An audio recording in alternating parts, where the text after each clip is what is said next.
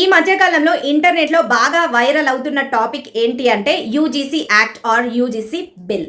Actually ఏంటి UGC act or UGC bill నేను చెప్తాను. చాలా సింపుల్ లాంగ్వేజ్లో నేను మీకైతే చెప్తాను, వినండి. ఓకే, సో ఈ యూజీసీ యాక్ట్ అంటే ఏంటి అంటే ఎందుకు తీసుకొచ్చారు అంటే ఈ యూజీసీ యాక్ట్ అనేది స్పెషల్గా ఎస్టీ ఎస్సీ బీసీ వాళ్ళ కోసం అయితే తీసుకొని వచ్చారనమాట.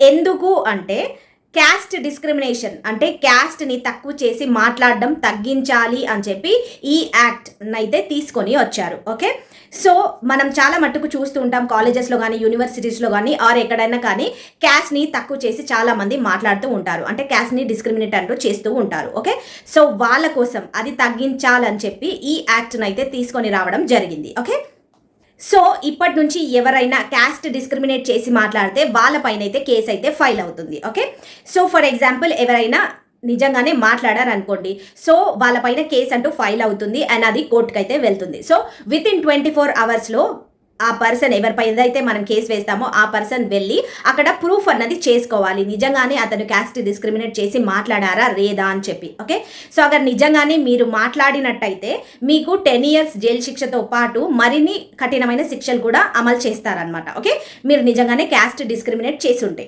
ఓకే, కానీ ఇక్కడ యూజీసీ యాక్ట్ గురించి చాలా మంది నెగిటివ్గా అయితే మాట్లాడుతున్నారు.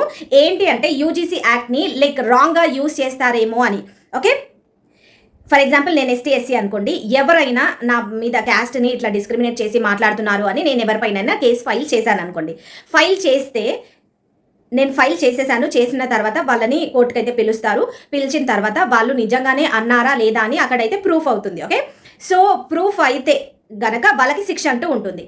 అది ఎస్ మాట్లాడారు అంటే వాళ్ళపైన శిక్ష అయితే అమలు అవుతుంది.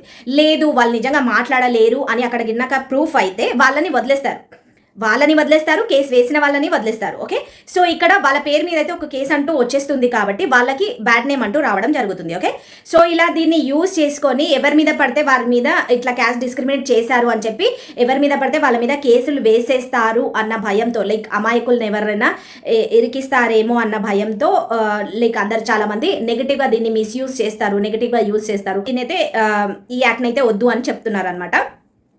సో చూడాలి మరి కేంద్ర ప్రభుత్వం ఏం డిసిజన్ తీసుకుంటుందో దీనిపైన అని చెప్పి. ఓకే, సో ఇలాంటి యాక్ట్ తీసుకురావడం వల్ల ఇక్కడ 2 things జరుగుతాయి. ఒకటి నెగిటివ్ కూడా ఉంటుంది అండ్ ఇంకోటి పాజిటివ్ కూడా ఉంటుంది. పాజిటివ్ ఏంటి అంటే ఫస్ట్ థింగ్ ఏంటంటే క్యాస్ట్ డిస్క్రిమినేట్ చేయడం మాత్రం తగ్గుతుంది. ఓకే, సో ఎవరినన్నా ఏమన్నా అనాలి అంటే కొంచెం భయపడతారు కేసు ఫైల్ అవుతుందని చెప్పి. సో ఇక్కడ నెగిటివ్ ఏంటంటే ఎవరినన్నా లైక్ ఈ యాక్ట్ని మిస్యూజ్ చేసుకొని ఎవరి మీద కేసులు ఇప్పుడు కేసు పెట్టేస్తే వాళ్ళకి ప్రాబ్లం అవుతుంది. ఇప్పుడు కెరియర్లో వాళ్ళు ఎదుగుతున్నారు అనుకోండి, వాళ్ళ మీద ఏదైనా కేసు వేసేస్తే వాళ్ళకి డౌన్ఫాల్ ఉంటుంది, లైక్ వాళ్ళకి ఒక నెగటివ్ ఇంప్రెషన్ అనేది వచ్చేస్తుంది కదా. సో అలా ఎవరి మీద పడితే వాళ్ళ మీద అట్లా వేసేస్తారేమో అన్నది ఒకటి ఇక్కడ నెగటివ్ అయితే ఉందన్నమాట. ఓకే, సో మరి ఈ యాక్ట్ గురించి మీరేమనుకుంటున్నారో కామెంట్ సెక్షన్లో అయితే కామెంట్ చేయండి.